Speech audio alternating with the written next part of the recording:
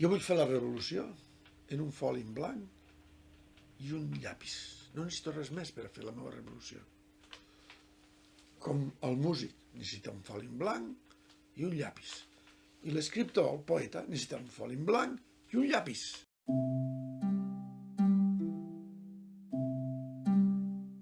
Per exemple, les construccions de pedra seca, fetes per pagesos o per homes que vivien del camp, que menjaven una sardina i un tros d'abadejo, que no tenien ordenadors, que no eren enginyers, que no tenien informàtica, i fotien uns marges de pedra que mos han sobreviscut i s'aguanten. Tu saps el que suposa la intel·ligència? I tenien les pedres allí, només era posar-les en ordre, posar-les unes damunt de l'altra.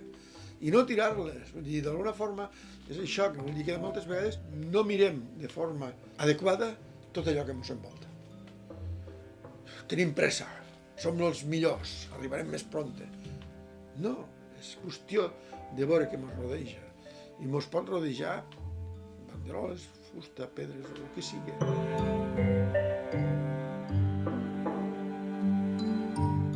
Un artista, saps què és? Una persona que obre una finestra i deixa córrer l'aire. Un dia es ven de dalt, l'altre dia es ven més suau. Però un artista és aquell que és capaç d'obrir una finestra. Perquè la gent normal, tots som normals, els habituals ja estan bé la finestra tancada, que no corri l'aire. Perquè si corre l'aire i entra una mosca o entra un dubte...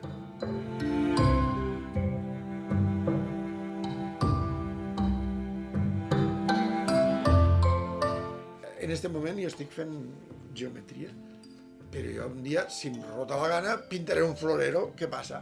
Que jo no tinc dret a pintar un florero. I hi ha flors que són precioses per a pintar. Faltaria més. M'explico? I un músic, en un moment donat, prendre la llibertat de sortir en una xaranga. Què passa? Passa res? Que ha firmat algun contracte on diu renuncio a la meva imaginació, renuncio al que puc fer, renuncio. L'artista no té de renunciar a res.